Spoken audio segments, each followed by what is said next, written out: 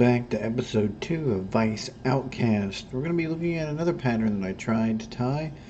I was trying to make a variation of a royal coachman and use some different materials, and it didn't quite turn out the way that I would like it. My first issue that I had with this pattern was the tail.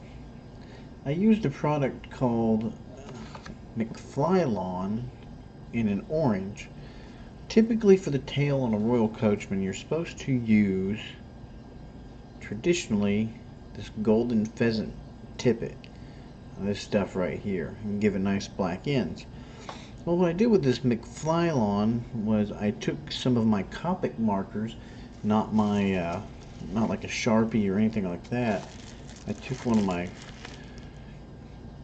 Copic markers in black, and I decided I would shade the ends a little bit. Well, I shaded the ends, everything looked good, went on tying it as usual. I used a different color for my midsection. You can do that. Typically and traditionally they're red, where they get the name royal is from the little red band that they put in here, like a royal wolf and a royal coachman. They have that little band and they're tied over peacock herl. So I got that finished.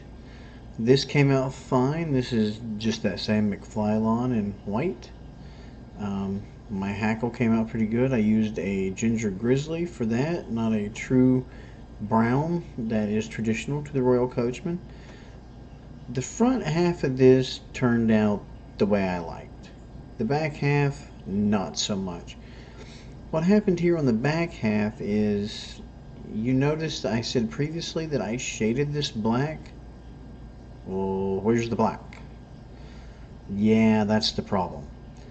I gave this fly a sink test. When I tie any fly, I do a couple of things to them. I drop them on a table to make sure that they land and they set right. So when you take this out of the vise and you, let's say, if you can see my hand here, yeah, here we go. If I drop it on my hand and it doesn't bounce off, if I drop it on my hand, it should land right. Well, it didn't that time. So it's not dropping right. It should, when you drop these on, you should get it nice set, like it's going to be setting on the water. You should get a nice drop set like that, because the weight of this hook should come down and it should set. But my hand's a little bouncy and that hackle is a little springy. So that's one test that I do to them. And for the most part, this one, if you drop it on a desk, it will land okay, probably about 6 out of 10 times. 4 out of the 10 it'll mess up. So landing was okay. I was alright with the landing.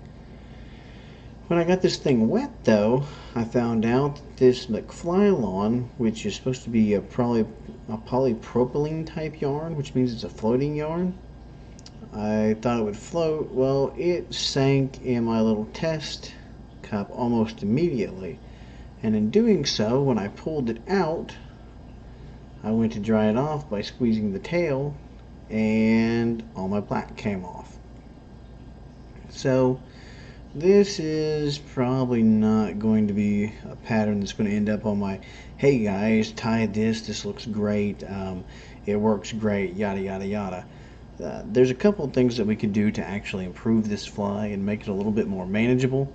One thing I do to a lot of flies that I have trouble with them sinking after they've originally floated is, once I get them back out of my water test and let them dry off, I'll use this Hairline Dubbing Watershed.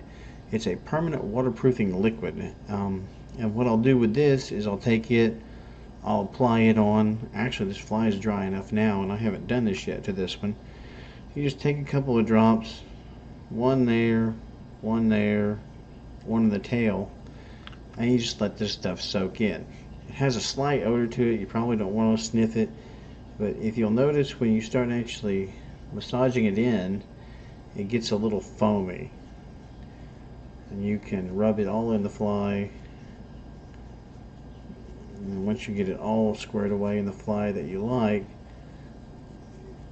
then you just let it set for 24 hours, and it'll cure up and it will completely waterproof the fly. When I'm doing that, I'll take these cups that I have here and I'll set that off to dry. That's one thing that I do with flies that don't quite make it on the first go around. This I probably won't use as one of my staple tie patterns. It would be nice, but I'll probably just go back to using the regular pheasant tail tippet. I like my pheasant tail tippet. I usually try to save it for Irish flies and some of my other ties of that nature, but I'll probably go back to using them in here. But yeah, you can see where this waterproofing stuff got quite foamy. It's here on my vise. You can wipe that stuff off, or get a towel and wipe it off, or do something and get that off. It's not toxic. It doesn't burn my fingers. It doesn't leave a sticky residue. It's quite fine.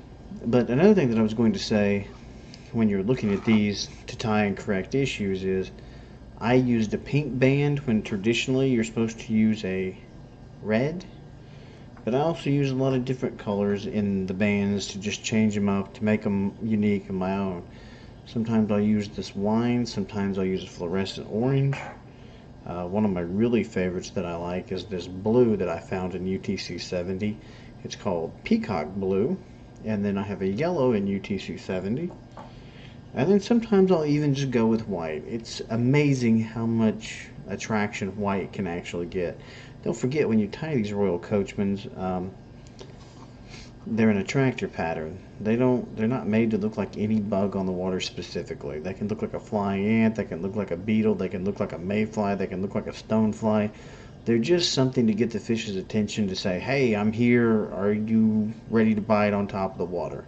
And these are supposed to be a dry fly.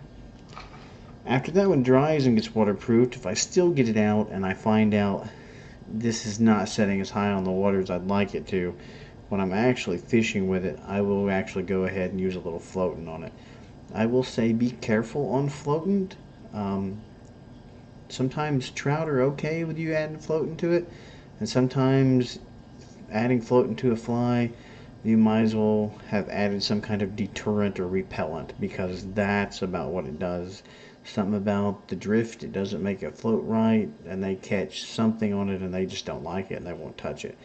And I've noticed that with floating. So be careful about how much floating you apply and when and where you apply floating.